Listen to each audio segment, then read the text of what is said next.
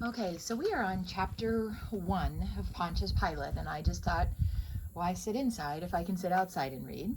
So I had just finished on the middle of page 3 with Rome's mortal enemy, a ghost of Tarquin, risen up to haunt the empire. And this is talking about Sejanus. He was the current prefect or commander of the Praetorian Guard. And it says his rise had been meteoric. Though only of equestrian or middle-class status, Sejanus now possessed powers which made blue-blooded patrician senators scurry to join his following, or sulk jealously outside it. Part of his attainment was inherited. Augustus had named his father Caius Strabo prefect of the Praetorian Guard, and Tiberius had appointed Sejanus to the same post, sending Strabo abroad to govern Egypt. In the decades since that time, Sejanus had gradually embraced his office. No longer was it merely a stepping stone to authority, but now represented poised, concentrated power itself. His brilliant reorganization of the Praetorians had accomplished it. He had proposed to unite the 9 Praetorian cohorts or battalions scattered throughout Italy into one large barracks near Rome, where the elite home guard would be far more readily available to the emperor in any emergency. Tiberius had approved the idea, and a sprawling new Castra Praetoria was erected on the Viminal Hill, just outside of the northeast city walls of Rome. But these troops were loyal to their prefect, and when Sejanus spoke, 9,000 guardsmen listened and obeyed. Too much power in the hands of one man? Tiberius thought not. And remember who Tiberius is. Tiberius is currently the emperor of Rome, and Sejanus is his basically guard captain. Okay, so too much power in the hands of one man? Tiberius thought not. He needed this instant security, and he had never detected in Sejanus a shred of disloyalty to himself or the Senate and the Roman people, as the empire officially designated itself. Tiberius judged that a man like Sejanus was indispensable at this stage of Rome's governmental evolution. No longer a republic, not yet a fully developed empire, Rome badly needed a strong administrative bureaucracy in place of her hodgepodge of commissions. Tiberius had this problem in mind when he urged Sejanus to serve also as his deputy in supervising the developing civil service of his empire. The message from the Palatine was delivered to Sejanus just as 2 consuls for the year 26 AD were leaving his house. They had come to sound him out on rumors about Tiberius's plans for an extended vacation away from Rome. Characteristically, Sejanus would neither confirm nor deny the news. As the honor guard of 10 lictors quickly shouldered their fasces, and rattled to attention, I think that has to do with their weapons, and rattled to attention to escort the consuls through the streets of Rome, the 2 could be heard arguing over Sejanus. Calvisius whining his objections to the man, and Gatalucus just as stubbornly defending him, a mirror in miniature of Rome's collective sentiments in the matter. From the library where he conducted his official business, Sejanus looked into the atrium or entrance court of his mansion and saw the imperial messenger threading through the crowd of officials, clients, and functionaries, all waiting to see him.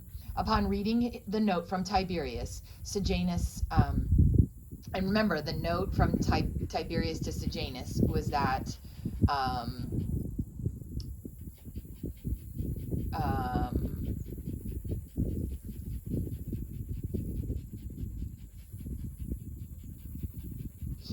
Tiberius had sent Sejanus this note. I don't think we know exactly what's in it, so we're watching here. Upon reading this note from Tiberius, Sejanus rose quickly from his chair and took a few steps off to one side, turning his back to the noisy throng in the atrium in order to give himself a few moments of concentration.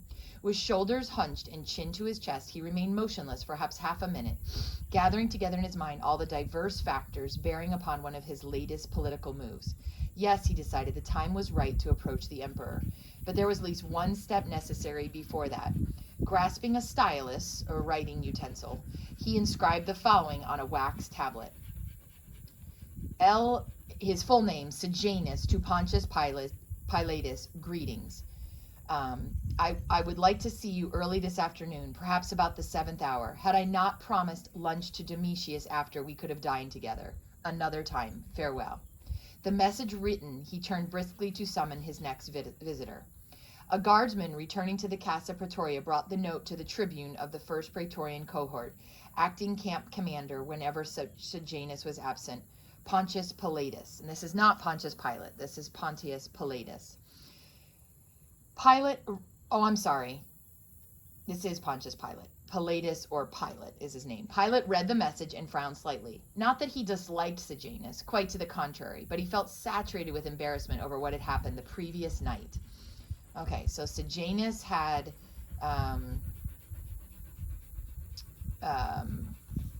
okay, so Sejanus, let me back up because I think I got a little confused in how I said this. Sejanus sat down and wrote a note to Pontius Pilate, Pontius Pilatus, and a messenger arrived bringing the note to Pontius Pilate. Okay, so we don't know what Pilate is right now. He's not he's not his major commander right now. He's just kind of a regular person in Rome. So he receives the note that Sejanus wants to meet with him.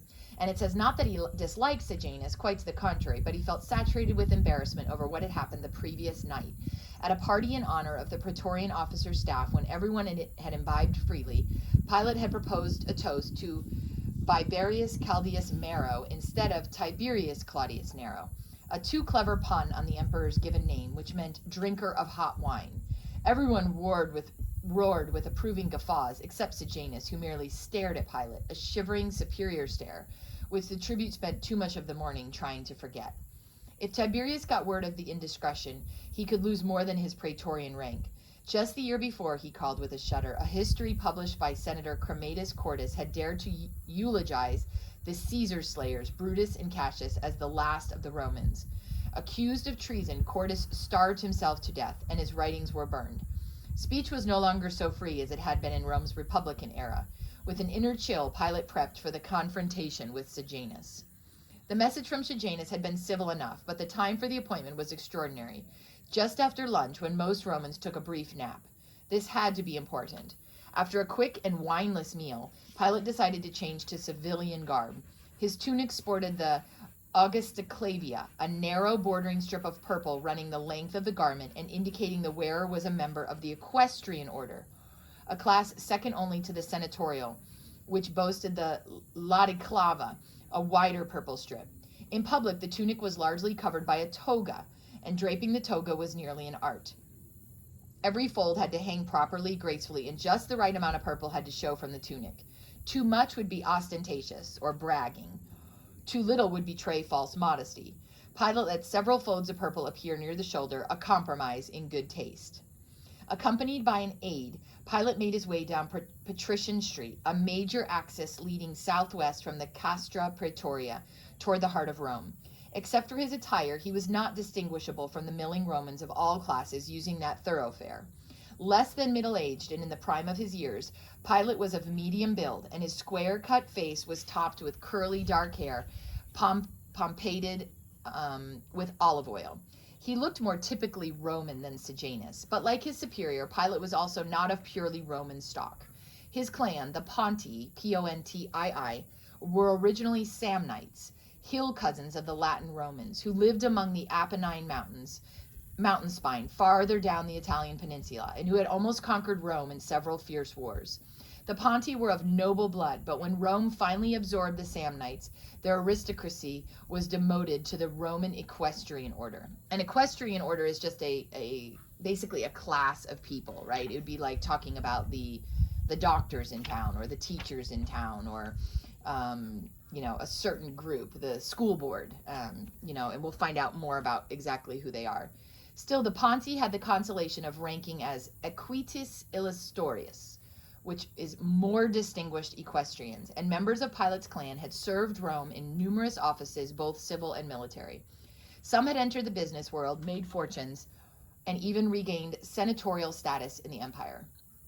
A sharp turn eastward up two winding lanes on the Esquiline brought them to the sprawling home of Sejanus. As Pilate was escorted into the atrium, the steward announced that Sejanus would see no one else that afternoon. A troop of disappointed clients, office seekers, and hangers-on left the premises. "Come in, Pilate," Sejanus invited with unanticipated warmth. The two moved through an elegantly columned peristyle into the library. "I assume the garrison is running with the expected pleasantry?" "I have an appointment with the princeps in an hour," Sejanus said. "Oh, I'm sorry." On his guard, Pilate replied with the expected pleasantry. And then Sejanus continues by saying, "I have an appointment with the princeps in an hour," Sejanus said, his smile fading, "so we won't have as much time as I'd like."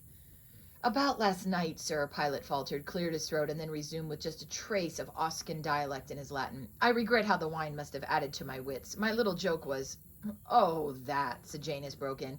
"Yes, clever, but dangerously clever. Better forget that pun. But we were among friends, so we can let it rest. Now, if that had been a public banquet, matters might have taken a different turn." Vastly relieved, Pilate was promising to bridle his tongue in the future when Sejanus again interrupted. "As a high-ranking member of our equestrian order, you have an excellent education, Pilate, and you've nearly completed your military obligations with distinction. Now, what would you like to do after you finished your stint with the Praetorians?" Arabelle, you moved my video. Oh, Arabelle's gonna mess this up. I'm gonna move my video down over here. Okay.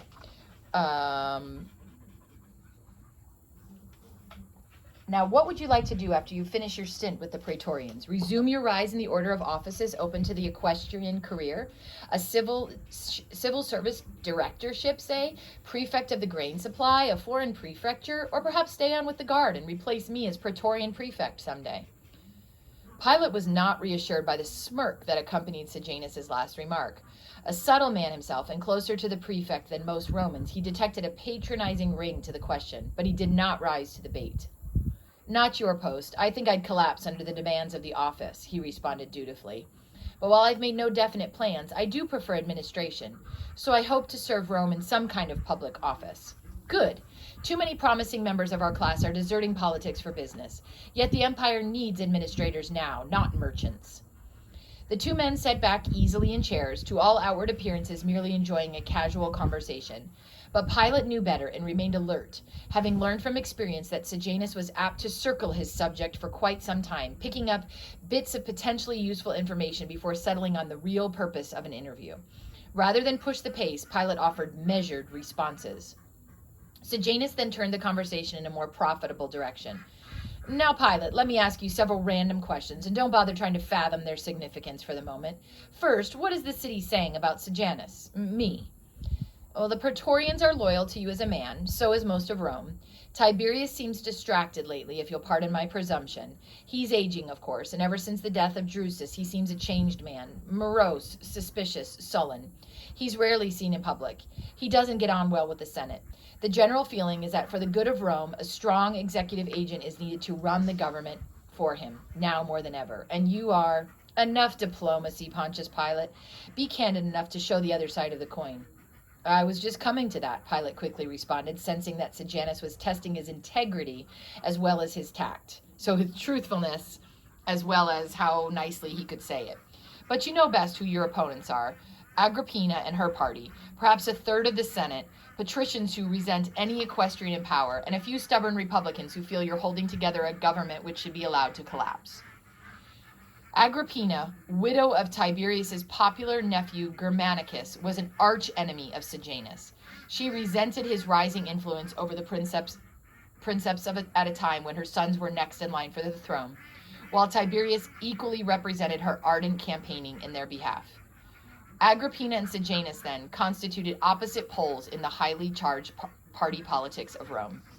"Yes, that's an adequate catalog of the opposition," Sejanus commented to Pilate. "But what about the commoners, the men in the street?" "The plebeians have never been better off. Rome is at peace, the economy is prospering, and you are given credit for much of this. In candor, though, it's also known that you recently wrote to Tiberius asking for Livilla's hand in marriage, and that he did not give you his permission." "This is public knowledge?" Sejanus' eyes were widening. "Some of the guard heard it gossiped in the forum, but it is also thought that you'll have your way eventually, and the people see you as a patient man." Livilla was the widow of Tiberius's son Drusus, and her affection for Sejanus so soon after her husband's death was a little below decorum, a little inappropriate. And since such a marriage would have driven Agrippina insane with jealousy, Tiberius had wisely disapproved of it at this time. Yes, it was a bit premature, an error on my part, Pilate. Love sometimes interferes with intellect, as you must know. Now, several other issues. Are you a religious man, Tribune? The query clearly caught Pilate by surprise. He shifted his position and cleared his throat. Well, naturally, I revere the official gods of the state. Well, yes, of course. I'll wager you're a real fanatic, said Sejanus with a satirical smirk, since neither of them took Jupiter or Juno seriously, or any of the other Greek deities rebaptized under Latin names. Lately, it seemed the gods were invoked only for proper emphasis in curses. Well, how about philosophy then, Sejanus probed, the intellectual substitute for religion? Which school do you follow? Pilate reflected a moment. I'd consider my view something of a cross between skepticism and stoicism. Searching for ultimate truth is fine exercise, but has anyone ever found it? If so, what is truth? Truth is taught by the Platonists or the Epicureans, by Aristotle or the Cynics. To that extent, I suppose, I'm a skeptic. On the other hand, skepticism alone would seem inadequate for any rule of life. Here, I think the Stoics, with their magnificent emphasis on duty and the oneness of providence, have something to teach the Roman state. Well, what about Jewish monotheism, then? The Jews are supposed to believe in only one divinity, but they're hardly Stoics. Any other opinion on the Jews as a people? Pilate paused. I think any Roman would agree they're a hard-working but terribly inbred and clannish sort of folk, always quarreling among themselves, yet they bury their differences when it comes to competing with our businessmen. No, I don't think Jews make very good Romans, and you remember the Fulvia scandal, of course. Several years earlier, 4 disreputable Jews had persuaded a Roman matron named Fulvia to send as an offering to the temple at Jerusalem a purple robe and some gold, which they promptly appropriated for themselves. When he learned of the swindle, Tiberius furiously banished the Jews from Rome, along with some foreign cultists and astrologers, the first such Roman persecution. I have to see the emperor soon, Sejanus continued, so allow me now to be brief. Valerius Gratus, the prefect of Judea, has been in office for 11 years, and the princeps and I think it's time for a change in opinion, I'm glad to say, which Gratus also shares. In a word, I plan to suggest you as prefectus Iudue, I don't know how to pronounce that, to succeed Gratus, if you approve. He paused. Now, before you tell me otherwise, let me give you some of the background. At the moment, Judea is an especially important post, since there's no governor in the province of Syria during the current interim. What about Aelius Lamia? Objected Pilate. Lamia? Sejanus laughed. He's legatus of Syria, all right, in title, but certainly not in fact. The princeps must mistrust him, and he has to serve his term of office here in Rome as an absentee legate. So there's no brother governor just across the border in Syria to assist the Judean prefect if he runs into difficulty. Therefore, we need one of our best men in that post. I thought of you for 2 reasons. A prefecture would be next in order for your equestrian career, and also your record. It's excellent. It speaks for itself. Thank you, prefect. I'm honored that you thought of me in this connection, he managed to say smoothly. Actually, Pilate was overwhelmed. A provincial governorship was a dramatic promotion for him, the largest step upward in that sequence of offices which the Romans called the equestrian career. In assessing his future, Pilate had hoped eventually for a governorship, but had never anticipated Judea. Gratus had been such an able administrator that one simply never thought of replacing him. I'm rather curious, though, as to why you had me in mind for Judea, Pilate added, stalling for time in which to organize his reactions. Your experience in that quarter of the world, of course. You served, I seem to recall, as administrative military tribune with the 12th Legion, correct? Yes, but that was in Syria. Next door to Judea, said Sejanus with a wave of his hand. But perhaps you're not interested in governing a province. Oh, quite to the contrary. When do I sail? Smiling, Pilate quickly ascribed his reticence simply to surprise. So he quickly was like, "Oh, no, I'm not wanting to do it. I'm just surprised." As you know, I'm sure, continued Sejanus, your salary would be adequate. 100,000 sesterces. So that would have been about $10,000 of our current money, it says here. Not to mention the perquisites. perquisites. I imagine that's all the incidentals. And if your performance warrants it, your stipend can be increased proportionately.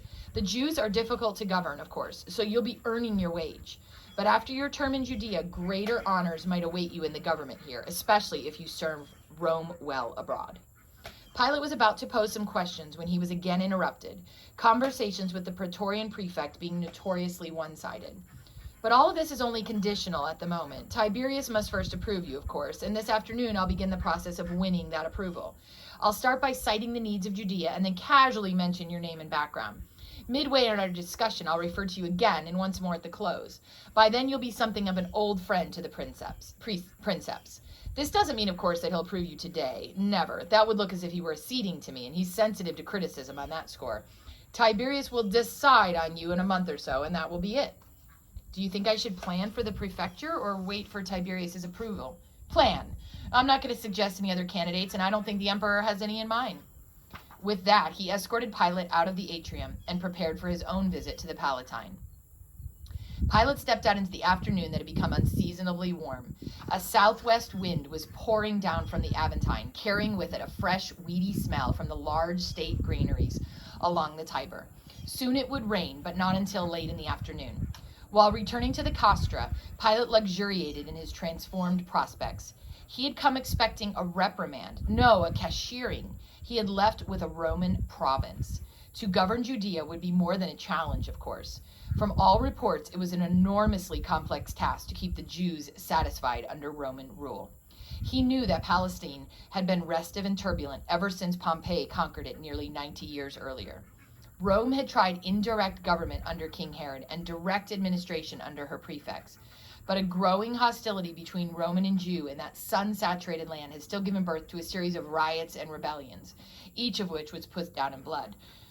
So remember, the Romans are governing Judea. They're governing the Jews. And if you've seen The Chosen, and we are going to be watching some of that, you'll see some examples of how that kind of came into play. So Matthew, who was a tax collector, right, he worked for the Romans, but he actually was a Jew, and so he was really looked down on by his own people. This was the prospect which troubled Pilate. He tried to analyze Sejanus's unexpressed motives for selecting him, and it soon became rather clear. Pilate had gained the reputation of being a tough commander ever since he helped put down a mutiny in the 12th Legion by an adroit combination of oratory, which is talking, and force, applied in fairly equal parts. Word of Pilate's role reached Sejanus, and he had sent him a commendatory letter on that occasion. Maintaining control was the first commandment in Sejanus's Decalogue. Suddenly, Pilate wondered if his prefect had a deeper motive. What about Lamia, the absentee governor without a province? Was it only Tiberius who was suspicious of him and prevented him going to Syria? What about Sejanus? Several years earlier, Lamia had crossed swords with Sejanus in a public trial, and since then had gone over to the party of Agrippina. And though quarantined to Rome, Eastern affairs did pass over his desk. Someone, therefore, had to represent the party of Sejanus in the East, now that his father, who had been prefect of Egypt, was dead. Someone? Himself. Well and good. For several years he had staked his career to the fortunes of Sejanus, his fellow equestrian who was now second only to the emperor. And that calculated decision had paid off handsomely. Judea would be a formidable assignment, but if he succeeded, in Sejanus's words, greater honors await you in the government here. It was a typical Sejanism, hyperbole with a dash of satire, but it gilded Pilate's prospects. So if you do a good job over there, you'll get to come back to Rome and have a good job here too. Okay, and that is the end of chapter 1, which I wanted you to finish today.